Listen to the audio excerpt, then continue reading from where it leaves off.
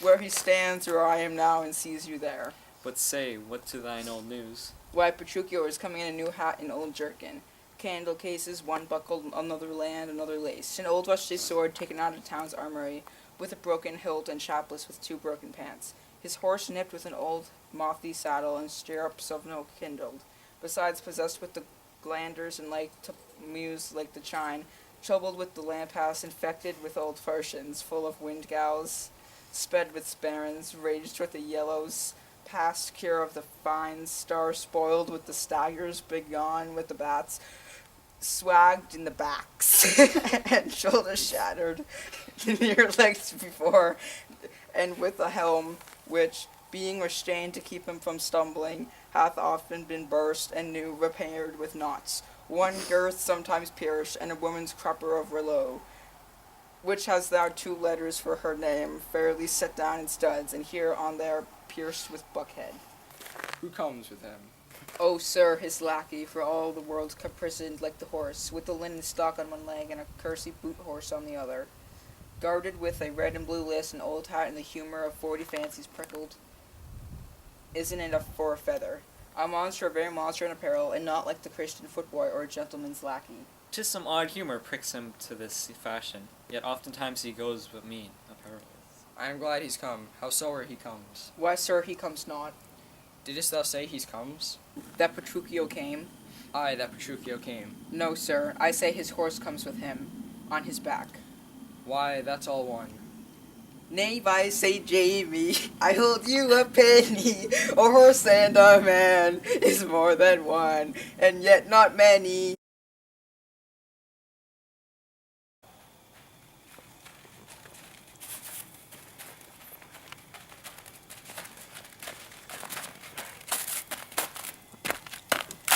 Where be these gallants? Who's at home? We are welcome, sir. And yet I come not well. And yet you not half not. Not so well apparelled as I wish you were. Were I better, I should rush thus. But where is Kate? Where is my lovely bride? How does my father? Gentles, methinks you frown. And wherefore gaze this goodly company as if they saw some wanderer monument, some common or unusual prodigy? Why, sir, this is your wedding day. First were we sad, fearing you would not come. Now sadder that you have come so unprovided. Fie, doff this habit. Shame to your estate, and eyesore to our solemn festival.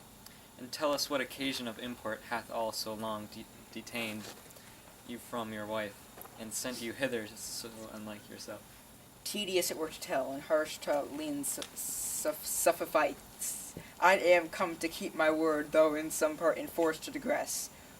Which at more leisure I will so excuse as you shall, be well satisfied withal. But where is Kate?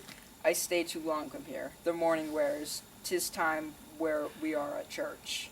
Be not your bride in these unrelevant robes. Go to my chamber, put on clothes of mine. Not I believe me, thus I'll visit her. But thus, I trust you will not marry her.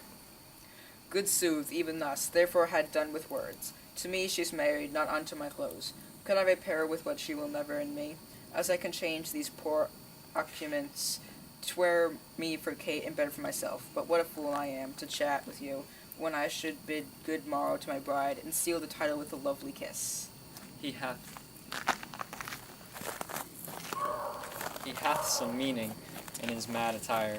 We will persuade him, be it possible, to put a better eye he go to church. I'll after him, and see event of this. But sir, to love concerneth us to add her father's liking, which to bring to pass, as I before departed to your worship, I am to get a man, and he shall be Vincentio of Pisa, and make assurance in Padua. Of greater sums, I promise, so quietly enjoy your hope. Marry sweet Bianca, and conserve. Were not the fellow schoolmaster doth watch Bianca's steps so narrow, 'twere good methinks steal your marriage. I performed, let the world say no. I'll keep mine own, despite the world. That by degrees we mean to look into her. Watch with vantage, for business, well overreach the greybeard, Grumio, the narrow prying father Manola, the quaint musician Amoris, Lydio, all for master's sake. Lucentio.